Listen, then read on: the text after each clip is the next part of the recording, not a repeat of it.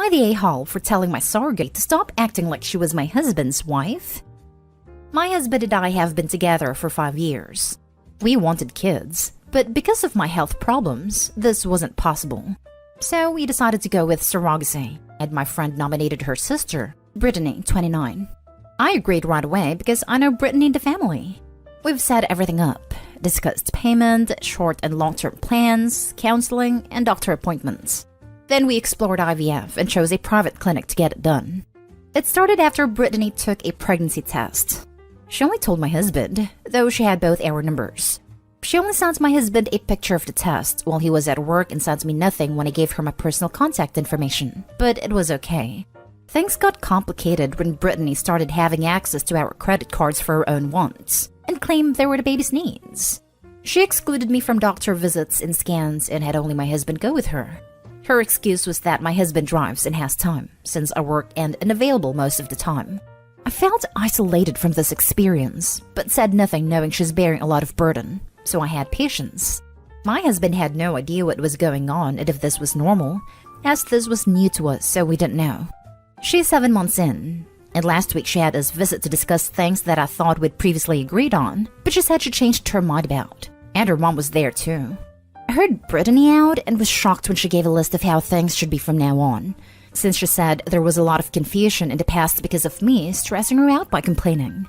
She requested she got saying things like baby name after I deleted the list of names she sent to my husband. She wanted more access to my husband's credit card / free time to get stuff done at her place. Also, more time with the baby than agreed on. Then I wrapped up by saying only my husband should be with her in the delivery room and use the hospital as excuse.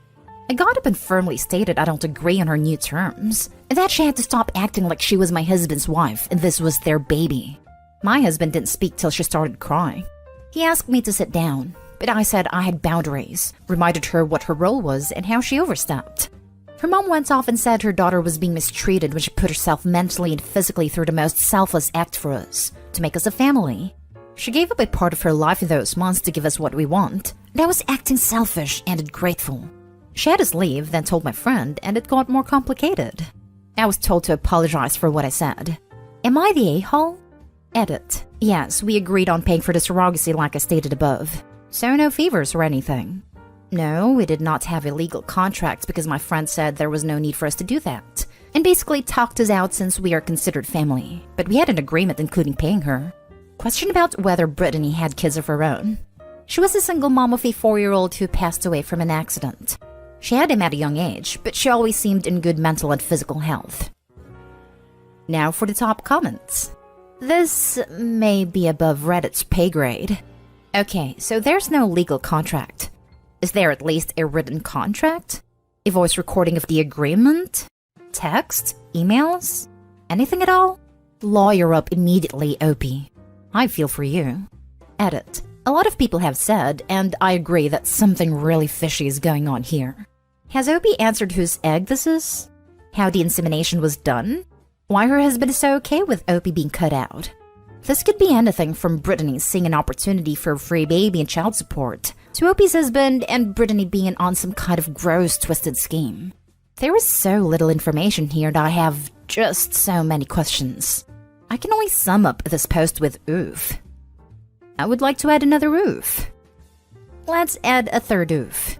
Surrogate is a mother to a baby who sadly passed away, so no live babies at the moment. Who in their right mind thought a mother who lost her only baby was a good candidate for surrogacy? Surrogates go through extensive psychological evaluation, and I have serious doubts she would pass. Opie and husband majorly dropped the ball here. Sounds like they let this friend steamroll them into selecting her sister without any pushback at all. No one with Opie's best interest at heart would have pressured her into forgoing a lawyer. Fred is looking out for her sister, and only her sister, and I kinda suspect they're deliberately scamming this couple.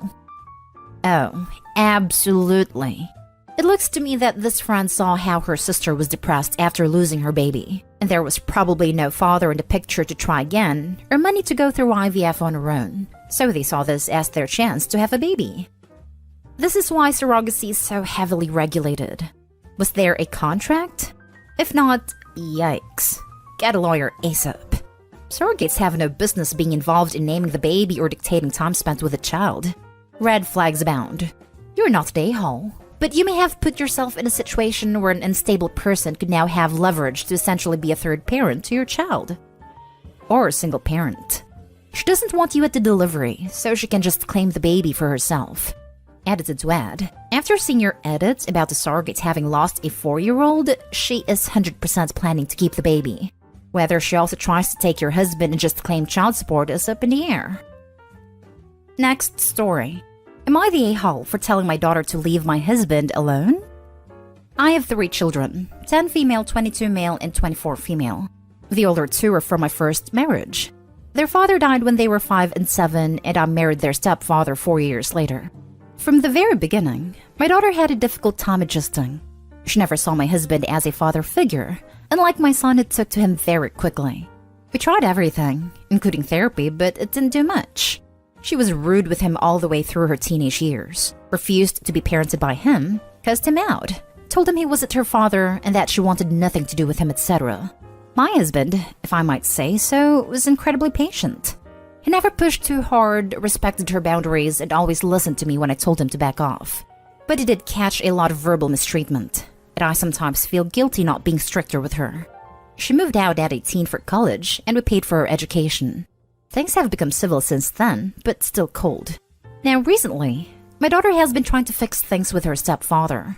She wants to join him and her brother for their monthly fishing trips, but my husband is reluctant. He's not interested in fixing things. He believes his duty is done now that she's an adult, and that he's going to live his life in peace now. My son doesn't care either way.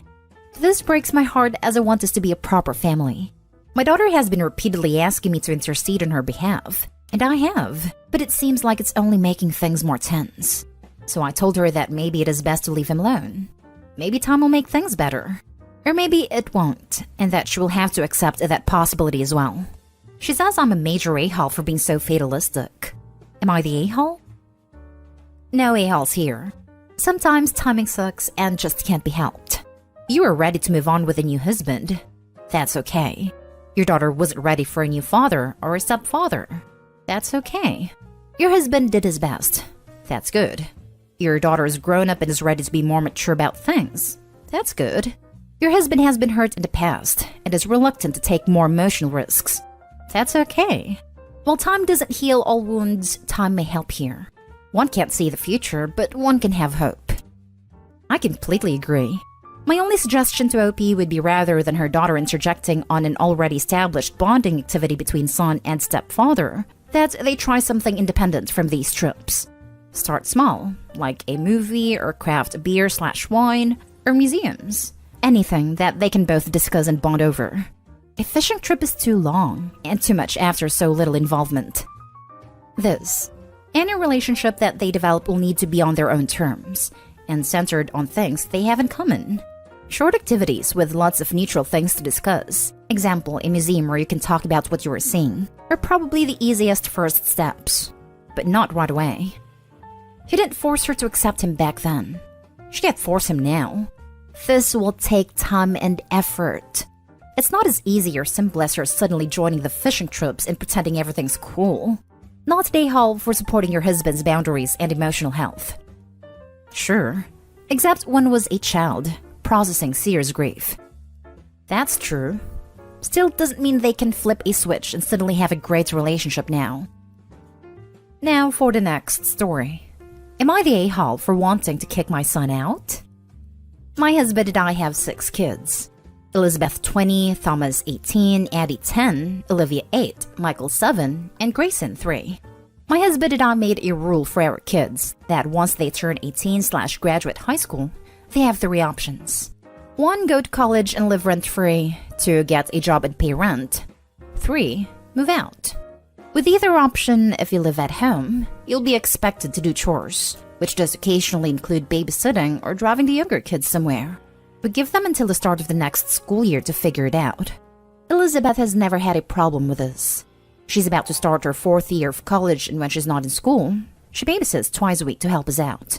She's great with her siblings and generally has a good attitude. Thomas is a completely different story though. He told us he wants to take a year off before college to relax and figure out what he wants to do. We said okay, and reminded him that if he still wants to live here, he needs to get a job and pay rent. We're not asking for anything crazy. A part-time job at Burger King is fine with us, as long as he's able to contribute. He got a part-time job at a deli making approximately $1,000 to $1,500 a month, and we charge him $300 a month. The problem is he's been refusing to do any chores since he pays rent. He's also rude to me by younger kids, especially Addie. Addie has anxiety, SPD and dyspraxia and is very clumsy. If she drops or spills anything near him, he screams at her and curses her out. If I ask him to watch a couple of the kids so I can take one or two to an appointment, he yells at me for making him parent my kids and tells me I need to step up instead of relying on him and their nanny. Honestly, I'm getting tired of his attitude. And Addie is scared to eat or drink in the same room as him because she's scared of getting yelled at. I talked to my husband about kicking him out, and he agrees that Thomas needs to help out around the house and be nicer to me and the kids. But he thinks kicking him out is too harsh since we live in an area with a high cost of living, and he doesn't make enough to support himself. Am I the a-hole for wanting to kick him out? Now for the comments. Not the a-hole. My siblings and I grew up under these same rules. What my mom did to my brother was build him the costs he would actually be paying in the real world if he was living the same setup with roommates instead of family, including laundry and maid services, electricity, water, phone service, meal service, etc. She walked him through the bill and explained why each portion was owed, and then told him he could reduce his bill by instead of paying mom to do his laundry or cleaning or cooking, he could do it himself and save those costs. You get the idea. My brother decided the rent he was being charged and the chores he was asked to do was way better than paying the higher costs without the chores. That's a good idea. This kid needs a real wake-up call about how much things actually cost. The absolute horror that some posters have about, gasp, babysitting is laughable. How dare you ask him to babysit when he pays you $300 whole for rent? He wanted his path. He chose to work instead of going to school. He wanted to do that while remaining in his parents' house. He pays a measly $300 for a room, common areas, utilities, groceries, etc. He is refusing to help out around the house and is being horrible to his sister, who is a child. I think kicking out right away is overly harsh. I think Opie needs to have a very serious conversation with him to reiterate his options. Staying at home means helping out and being respectful / not horrible. He will never find somewhere to live for $300. So this is his final warning to straighten up. Opie has a child to protect. Addie's only 10 and deserves to feel safe. I have very little sympathy for an 18-year-old who is tormenting a special needs 10-year-old. Not the a-hole. Not the a-hole. If your husband agrees he needs to be nicer and help out, then what is your husband willing to do if your son continues to do neither? He wants to talk to him and hope he listens. Last story is titled, Am I the a-hole for telling my brother I'm not taking on extra hardship just because I love him?